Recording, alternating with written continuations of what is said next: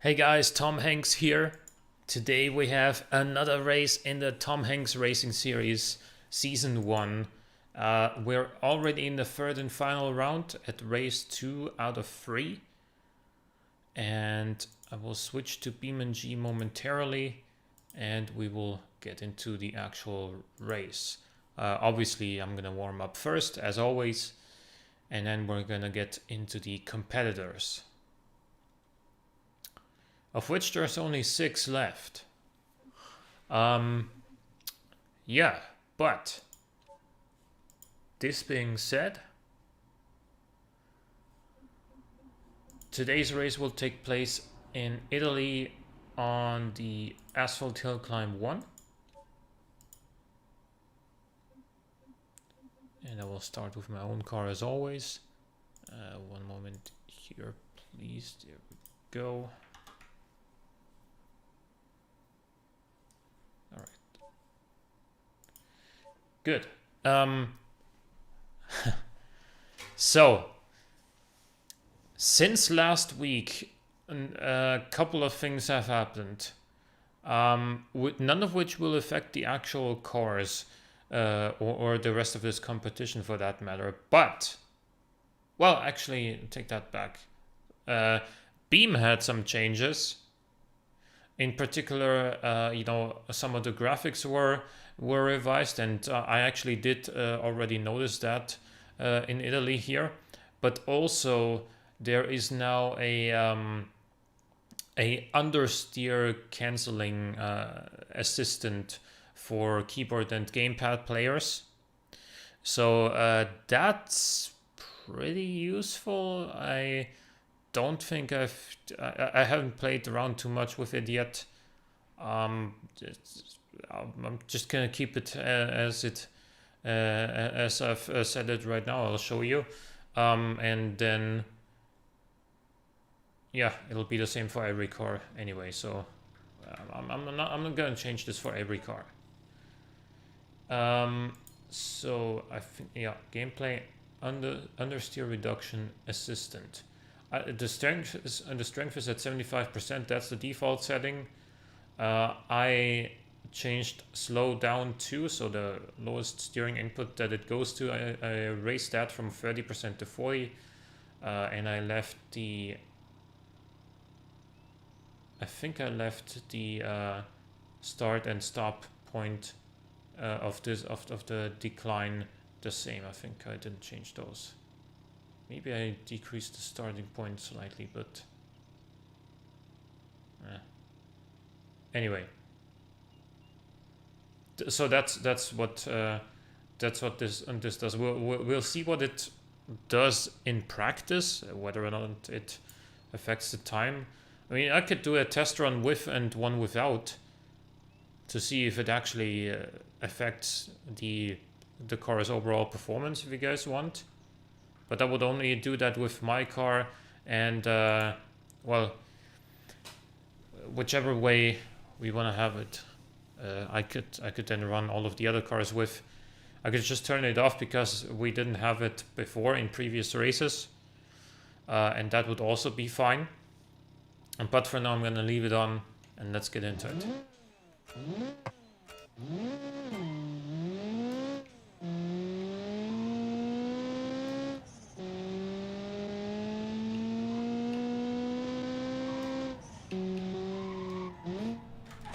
This corner is tighter than you think.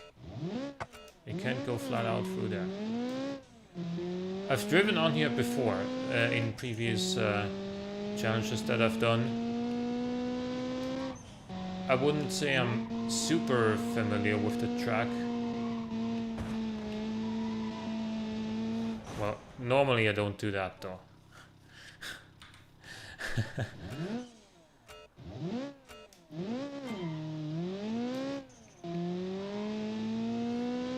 Yeah, this is definitely not one of the tracks in which I'm the most comfortable. But I am familiar with it.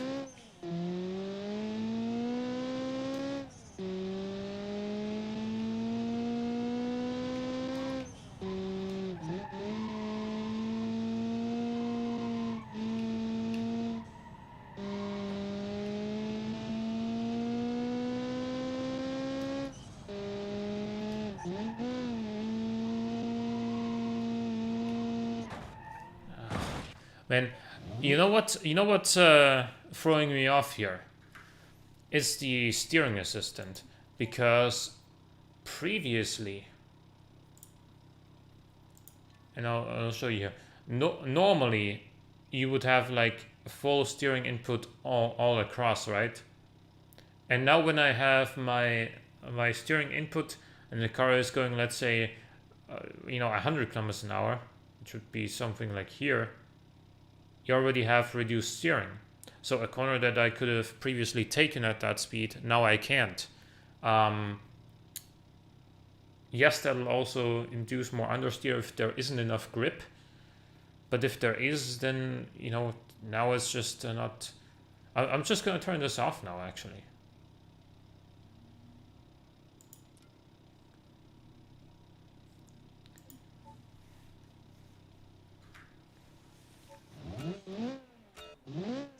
So now only the understeer reduction assistance active.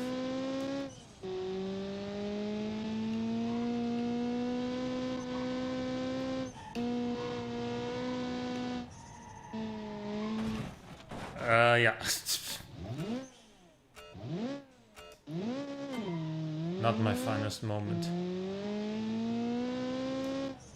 I don't know why I'm struggling right now, because earlier I did have a little practice here and I finished first try, so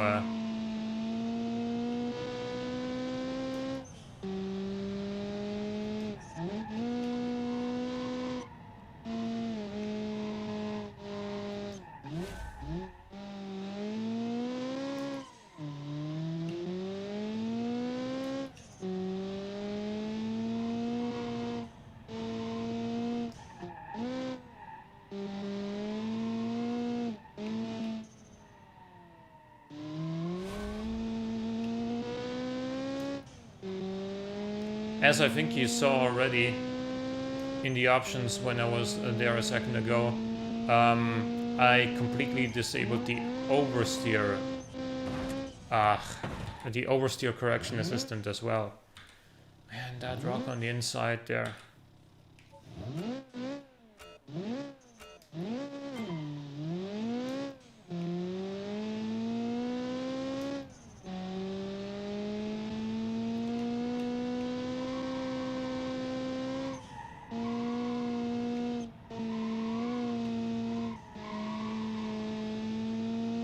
I mean, this is one of those tracks where the 180 horsepower 1.2 liter engines are gonna feel a little bit underpowered. Previously, especially on the dirt tracks, I never really got the impression that they were slow or anything, but here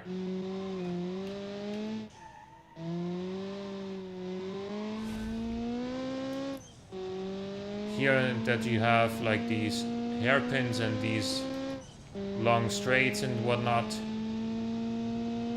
and it's all uphill.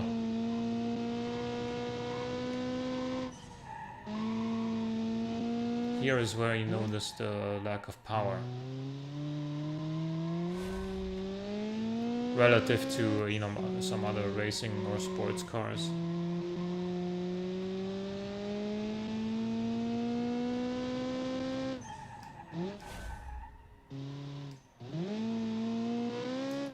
What else I'm noticing since the last BeamNG patch is that when I want to go for a quick double downshift, it just doesn't do it. It just only downshifts once. Like right there again.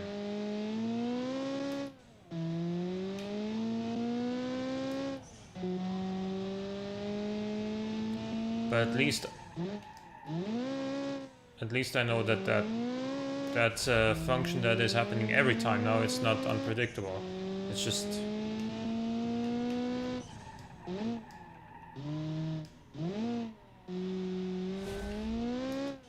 It's just to get people more patient in between downshifts now.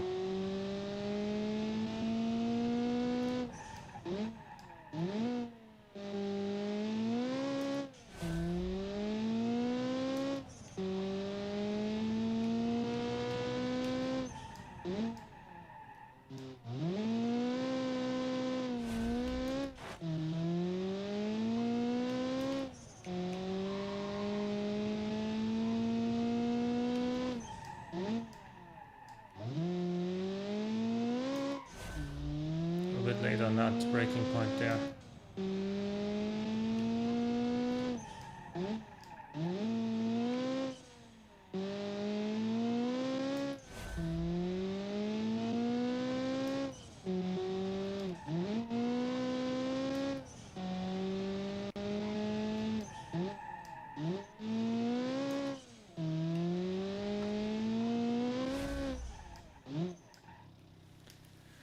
And that'll be a 309.2, same as the other, well, almost identical to the other time that I did on my previous practice here. So yeah, I'm gonna leave the settings as they are now. We will start with the car that is currently in last place overall, which is the VHOR 1145.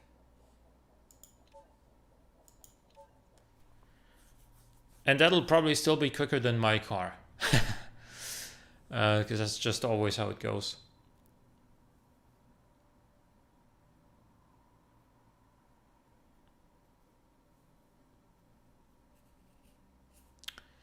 Anyway, well.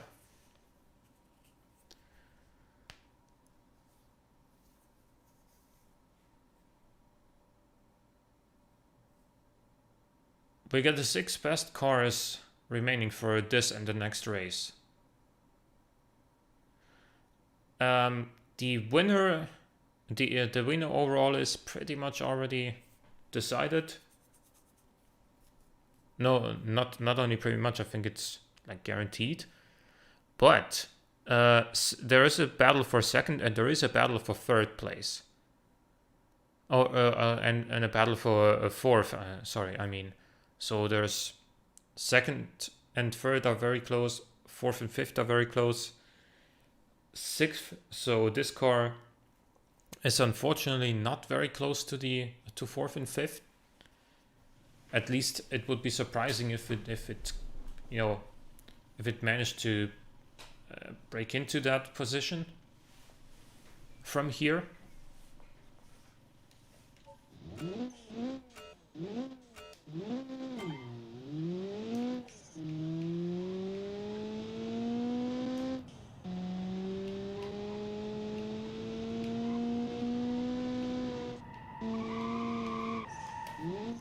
Man, the cars just drive differently now compared to last time.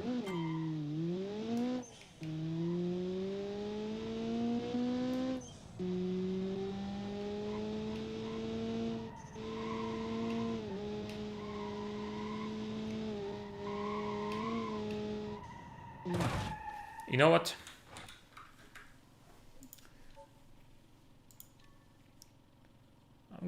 I'm gonna turn this off altogether. I'm gonna drive the cars the way I'm used to them.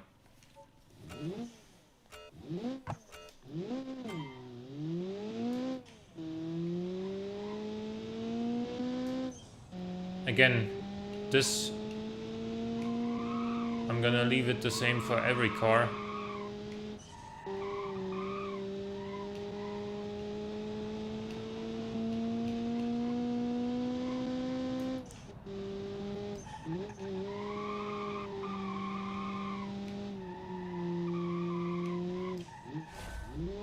Wow, that lag there.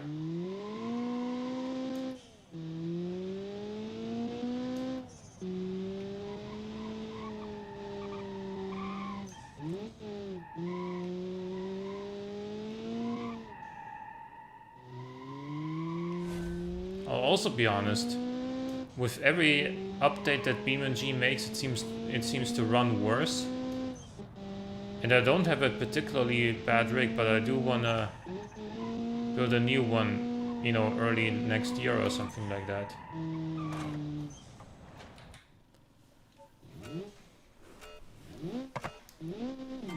Like, I'm still way above the recommended specifications for BeamNG with what I've got right now, just to be clear. But even when I'm not streaming, it just seems to be running worse and worse with every patch.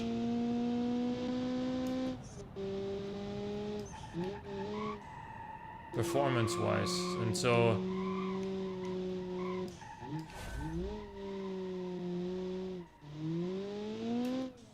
I mean, I apologize if the stream is not smooth gameplay wise, but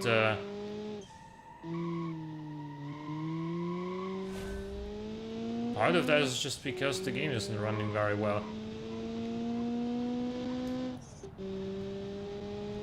I will, again,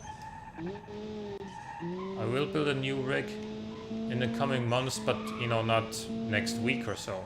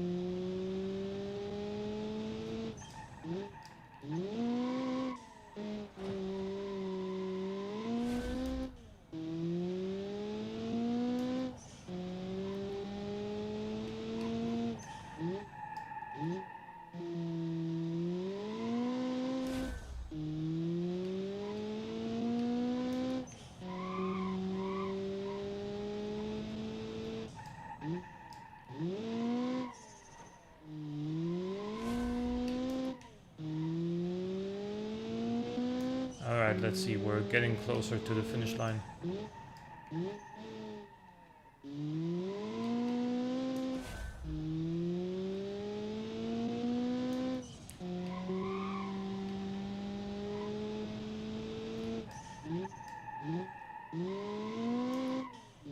A little bit late on the brakes there for the last corner, but we did finish in 3:12.730. Yeah, that'll be our first time out of the competitors. Usually I would have thought this car would be faster than mine on tarmac, but not on this day. Let's switch to the armor. This one I think should be setting a new top time. At least that's my expectation, given his performance so far.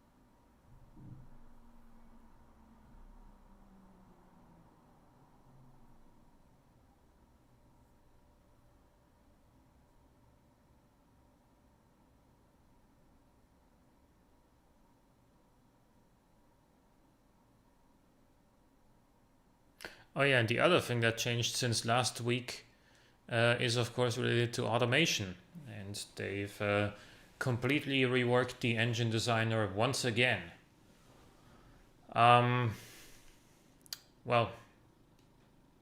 this is of course an inconvenience for me, because I was pretty much at the rules for the next season of the Tom Hanks Racing Series already completely finished, and I was intending on publishing the rules shortly after the final race in this season, which is next week. But now I'll have to go back and kind of retest everything, see if the rules still make sense in terms of what, like at least the rules regarding the engine regulations. See if that all is still,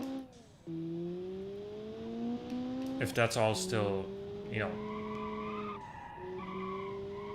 if it's still gonna make sense and produce the numbers that I'm looking for.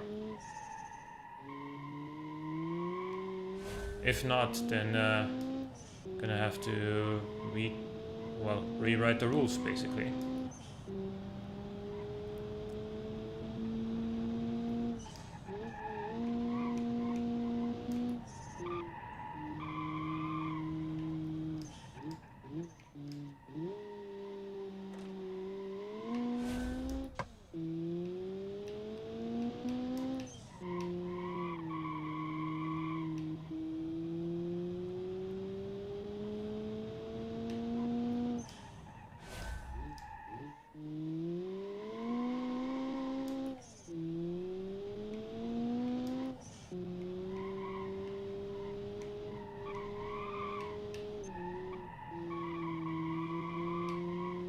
Oh, hey Teacup, how are you doing?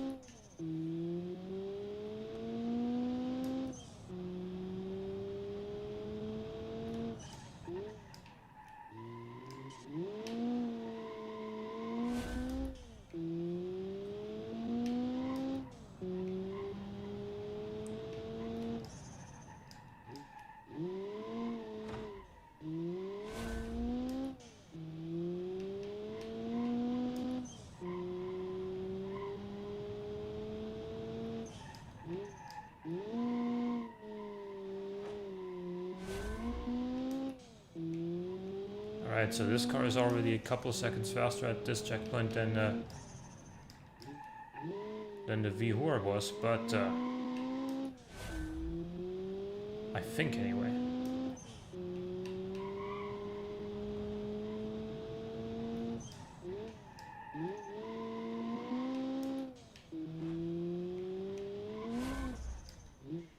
That's a free 11.869. Bit mentally exhausted from assignment work, but it is what it is.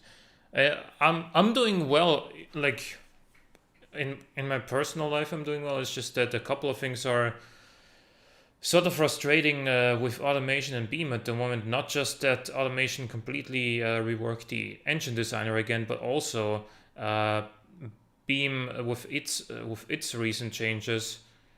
It seems to be running worse in terms of, you know, FPS performance from patch to patch, and so I already had a bit of, you know, game stuttering early on stream. Not anymore, but it's just the performance in this game has just gotten progressively worse for some reason with every update, and I don't appreciate it. Though I will be building a new rig, hopefully early next year, to kind of not just for Beam, of course, but hopefully they'll just overcome those performance regressions by simply, you know, brute forcing it. Free 11.869 for the armor, just under a second faster than the VHOR. Surprisingly, my car is 2.5 seconds faster than the armor here.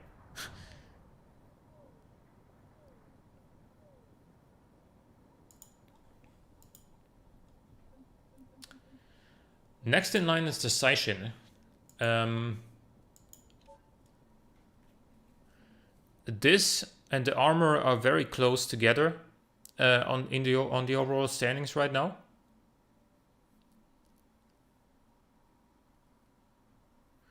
You haven't seen the performance yet, but then yeah. Well, 1080p 60 hertz, yeah, true. I have the frame rate capped at 90 FPS in BeamNG, although 90 FPS is only a theoretical value for me at the moment. Like, I haven't seen 90 FPS ever recently. And what you're looking at right now is normal graphics settings. Nothing on high or max, and of course 1080p. So, yeah. Hardly reaching 60 FPS on this with an RX 6600 XT. That's no slouch of a graphics card. I think, honestly, I think.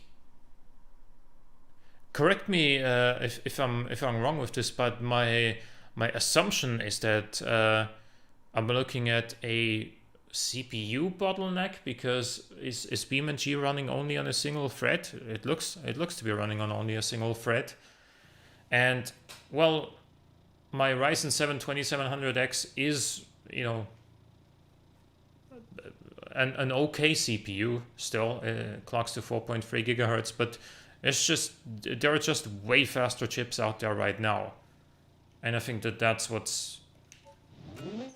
the bottleneck is.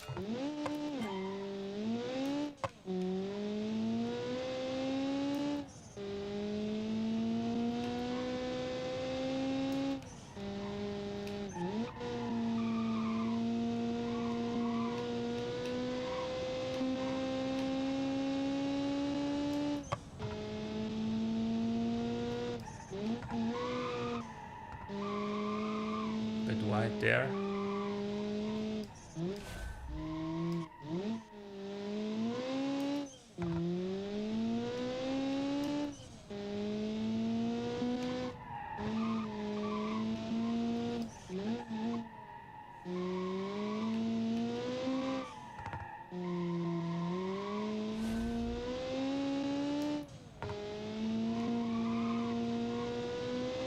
Again, another small stutter there.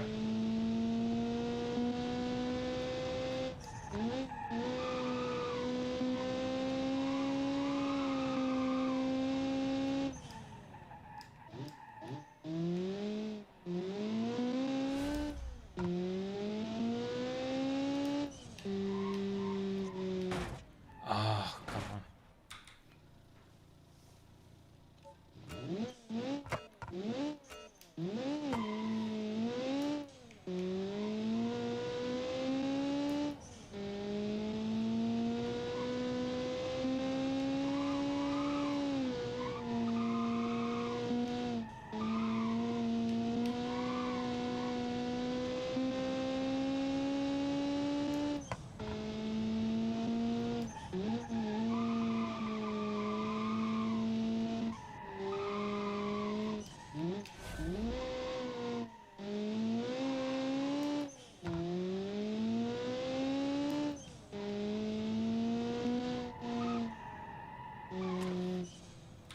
Broke the suspension.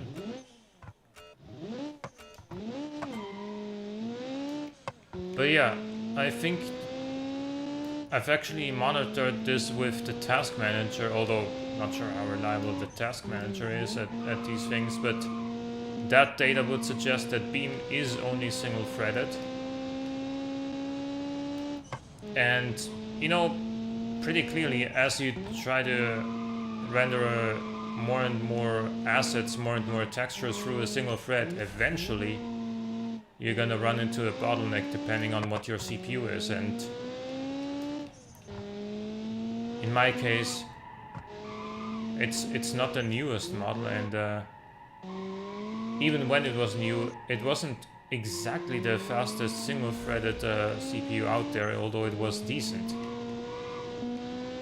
But now that CPU is 4 years old, and 4 years in technology, in PC technology, is a lot.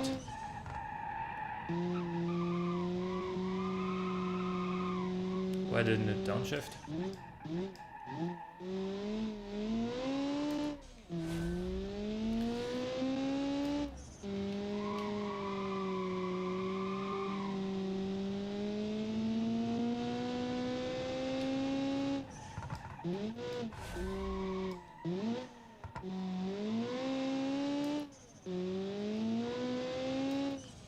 The crazy thing is, I have no performance issues whatsoever in Forza Horizon 5. And that's even though Forza Horizon 5 is not only graphically, you know, more impressive than Beam, but also I can run it without stutters even when I enable ray tracing it on medium. So ray tracing in medium rather than off. In Forza I still have no performance issues whatsoever.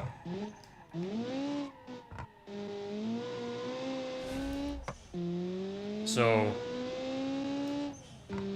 again, of course, Forza is published by a AAA studio, probably like pretty much by funded by one of the wealthiest companies in the entire world, Microsoft. Whoops. Whereas Beam is obviously not.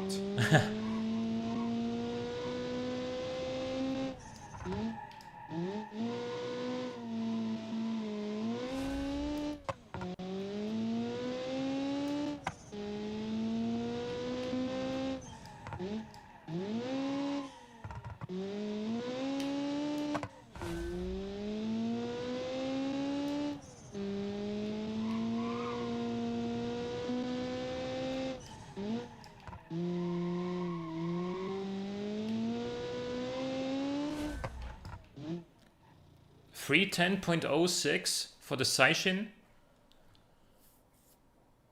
taking the lead off of the from the armor right now.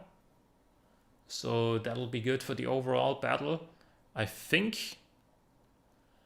What is that? What would that do to the overall standings right now? How far is the Seishin ahead at the moment of the armor? I think only 2 points, so that would make it 4 points if no other car gets in between. That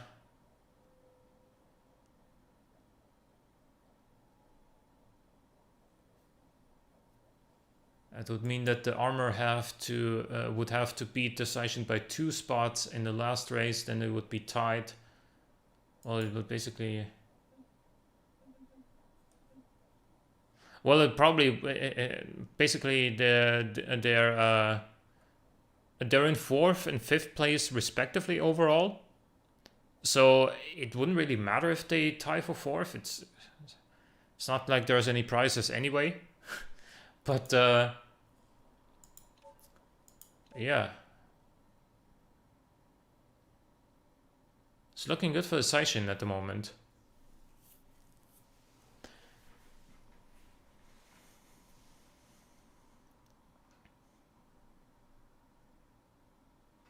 Next is Tamara.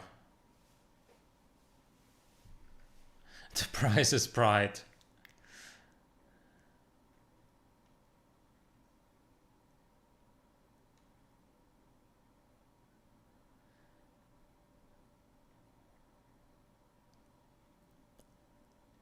Beam being very physics based, if it's on a single thread, and all the have to go for a single thread. Yeah, that's also a good point there. I guess Forza Horizon 5, if you turn damage on, does also have quite a few physics going on, but not like in terms of physics, both driving physics and also, you know, material physics and what happens when you hit something, nothing touches Beam. And yeah, if it runs on only a single thread, then, well, the more calculations you run on that single thread, the more you're gonna bottleneck on a not so recent CPU.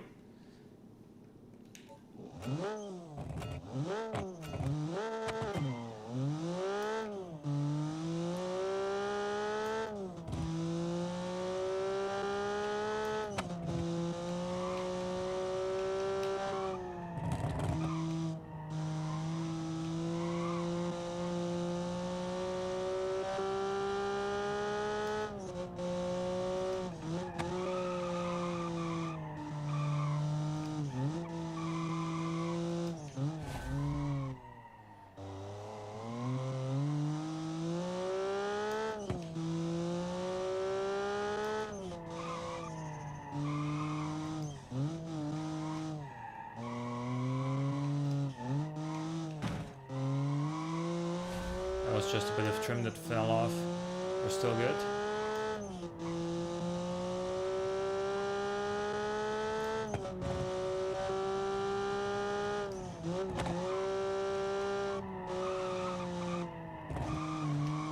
Okay, some understeer there.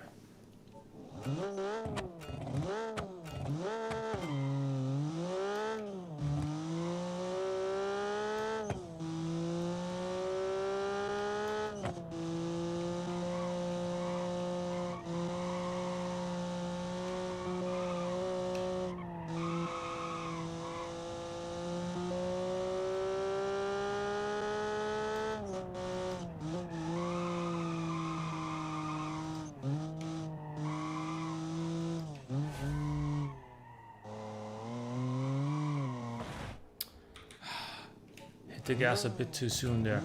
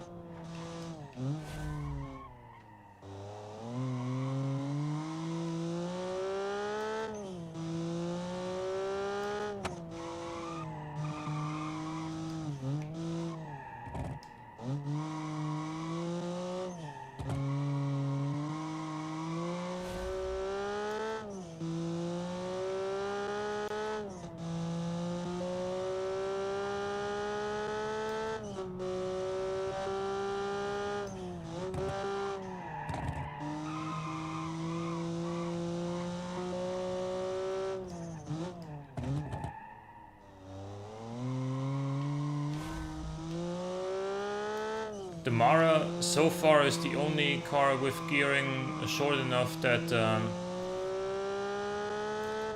that I can actually go through these hairpins in second gear and basically take every corner one gear higher than all the other cars. And so that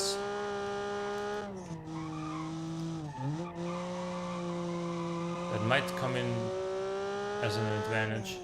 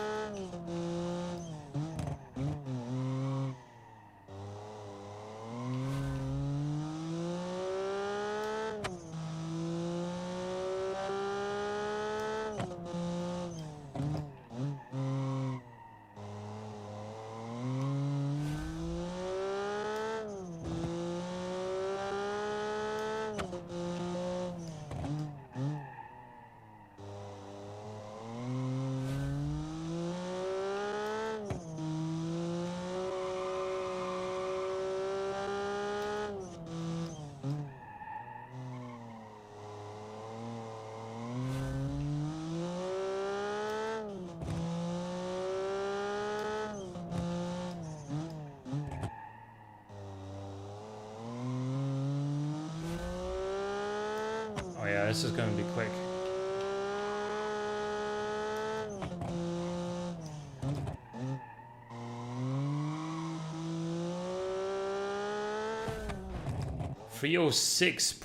.083. Wow. Okay.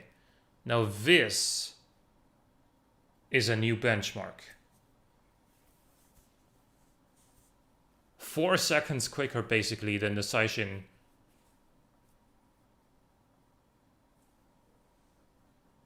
I don't know, but the Subaru and the HFF are gonna have their work cut out. This is really a track that rewards the cars with good power bands and good gearing,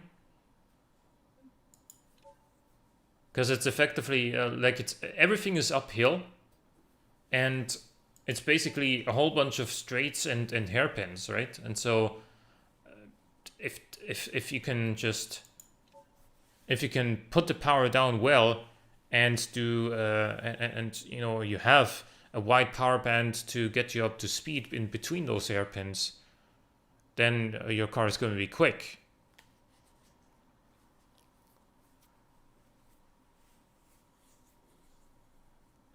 So I'm curious to see how the Subaru is going to fare on this one. Is it gonna catch the Mara? Is it gonna get close? Is it gonna beat it? Or is it gonna be somewhat mid-table? I mean, mid-table with 6 cars remaining is like 3rd or 4th, right? So not a bad performance overall. Just, you know, not top tier. But we'll see how it does, because this car has surprised us a couple of times already throughout the series. Did well on tracks that it maybe shouldn't have done so well, and didn't do very well on some other cars, on some other tracks.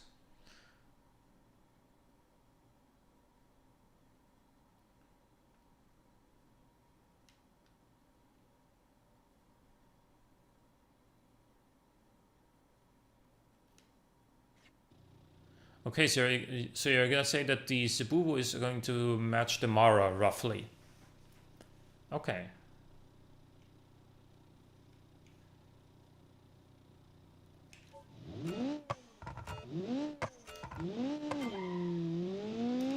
I don't know, I think what's made the difference for the Mara is the gearing.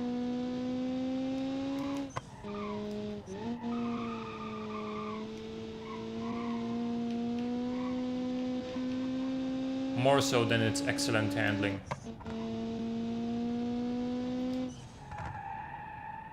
Why didn't you don't like see? Since this last patch of BeamNG, oftentimes it just doesn't downshift when I want it to.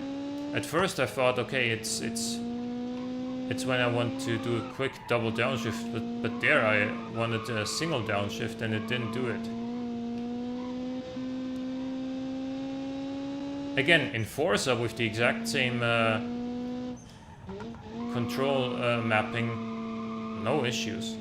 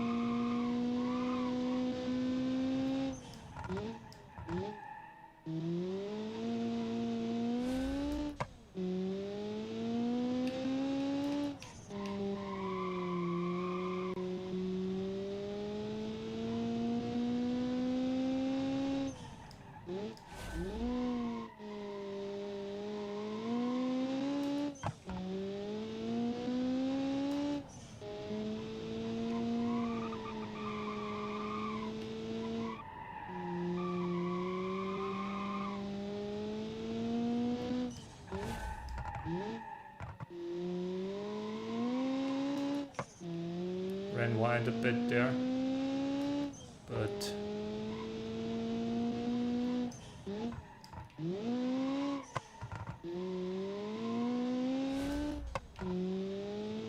yeah, I don't think this is gonna catch the Mara.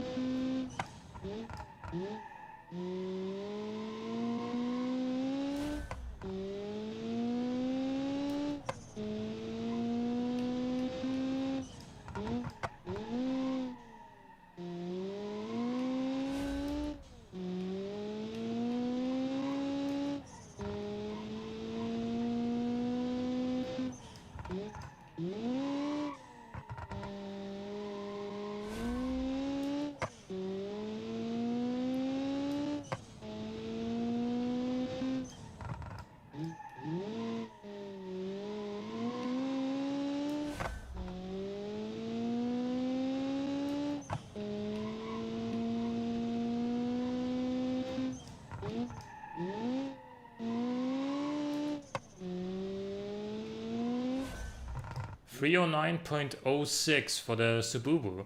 So there's 3 seconds in between this and the Mara. It barely beat my car, and that's saying something.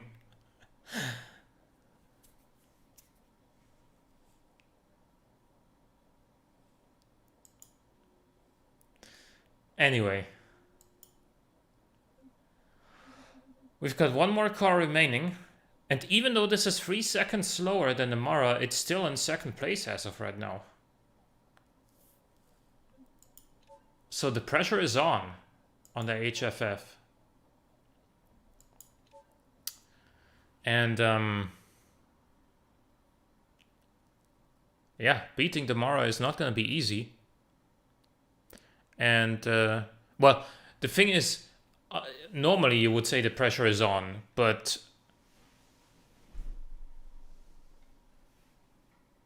with the overall lead that this has, if it comes last, it's still in front overall. So not that much pressure on this car actually.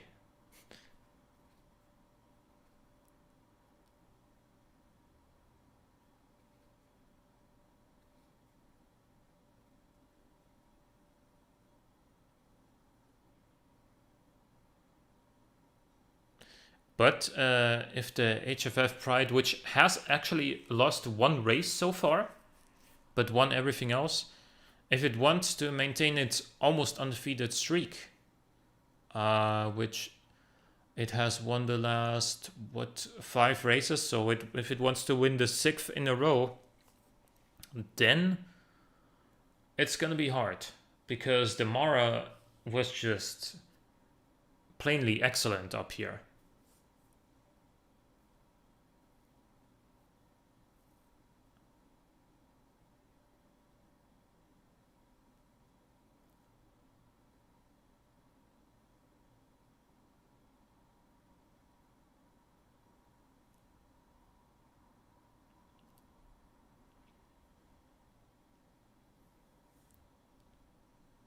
I think what made the Mara so good is not just it's not just the gearing.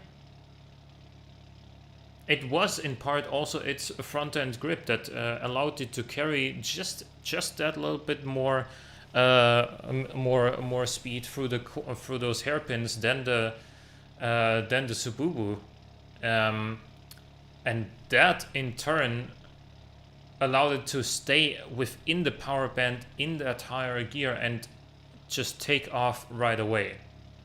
I think that's that's what that combination is what really made the difference up there.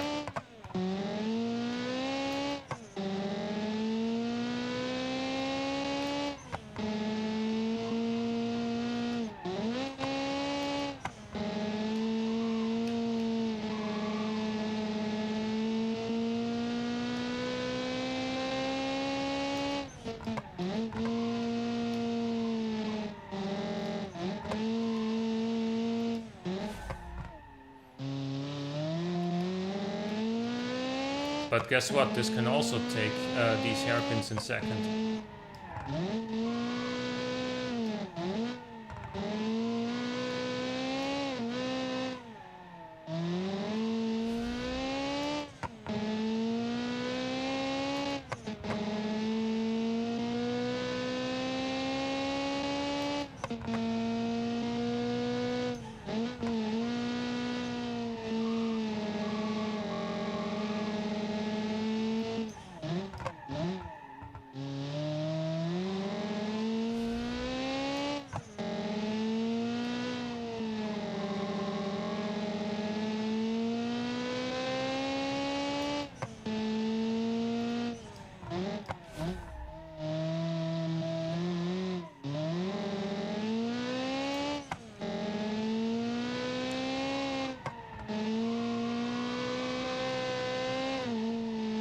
Here's where the difference in these two cars' handling comes in. I feel like this is where this is where the Mara works a little bit better, because while the HFF is supremely balanced, it doesn't have that like ultra aggressive front end dive that the Mara has.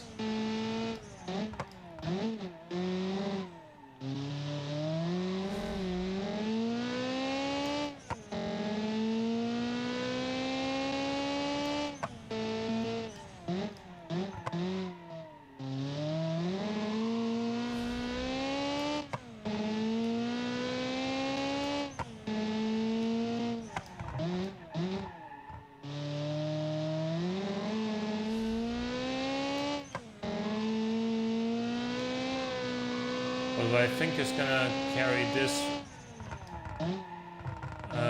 is simply the engine, the gearing, and the torque curve of this.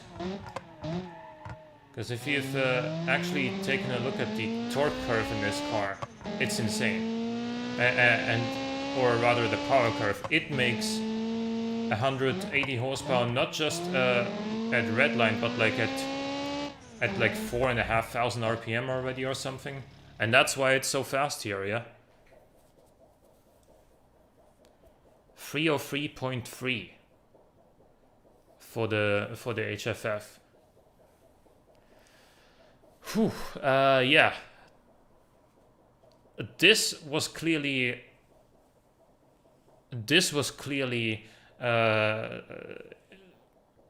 carried by its gearing and superb engine tuning. The Mara had excellent gearing, good power, and great front end bite that really helped it through those tight hairpins.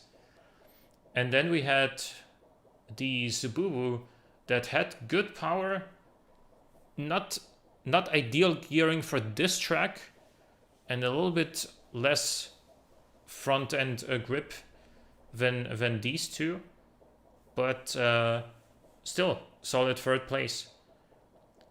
Then we have the Saishin, which competed well with the Armor. The Armor was the one that turned better, but the Saishin had the better engine and gearing for this track. And in last place this time we have the VHOR, actually fairly close to the Armor, less than a second away. So I will enter the times into a spreadsheet, and I will publish the results on the Automation forums. Next race, also the final race in season 1, is going to be next week, Saturday at 6 p.m. Central European Standard Time once again. And by the way, I would love to see you guys tune in, not just because it's the series final, but also because it's my birthday. So hope to see you there, and I'll see you in the next one. Bye bye.